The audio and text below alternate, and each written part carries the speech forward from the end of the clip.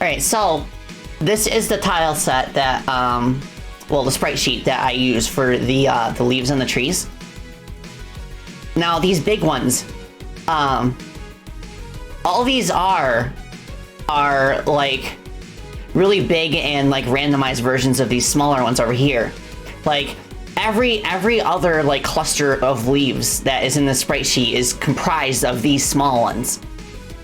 So I recommend starting with a very small cluster, and then from there I went a little bit bigger. I made these ones, and I basically like, you know, I just like combined, like I put like several clusters like in a circle and then one in the middle, and like I randomly flipped a few of them horizontally. And then after that, I chose like a few leaves, like mostly towards the center to darken, using the same color palette. So basically, like what I'm talking about is, show you what I mean. So I take this cluster right here,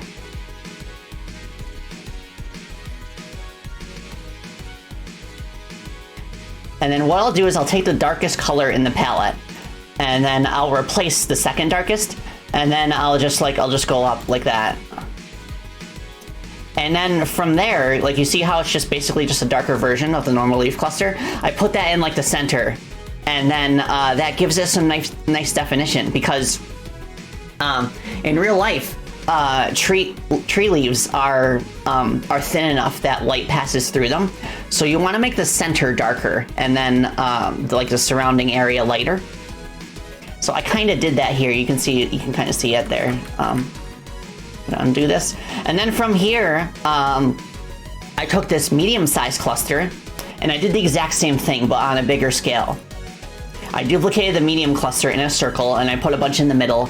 And then for this, I used a lasso tool to basically just like highlight like you know, like random bits of the center, and then do the same like darkening trick with the palette. And I also did it like around here. I made it so that like most of the light is on the top, but there's still like a little bit like around like the sides and stuff. And then the center, of course, is the darkest with the least amount of detail. I think it looks less noisy this way than if you were to have like the same like leaf texture, like the same dense leaf texture. So there's a lot more like solid color in the middle. And yeah, that is pretty much it. Like, and I have a few different leaf varieties. Like I have this for the birch trees. This is for the oak trees, and these are like maple leaves. And I tried to go for a little bit like different like texture. It's kind of difficult at this low of a resolution to come up with like unique shapes, but I think I did decent. So yeah, like this is where I was like experimenting with shapes for the maple leaves. I took these 4 leaves. So like compared to the other trees, I started even smaller. I started with just these 4 leaves. I used these 4 leaves to assemble this. And then from there, I used clusters of these little things to make this. And you can kind of see here more easily how the inside is like darker and like more of a solid color compared to like the outer edges. So from there, I took these, and I actually made like 3 different color palettes for this specific like cluster of maple leaves, like a darker one and then a lighter one. Cause yeah, I took this one right here, the medium one, and then I like made it in a circle. Then I took the dark one and then like stamped them in the center. And then I took this entire thing and then just like put some like light ones like on the very edges, just to round it out and make it look more like oval shaped.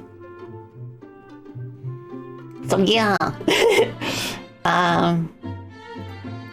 And through that, I was able to make some pretty good trees.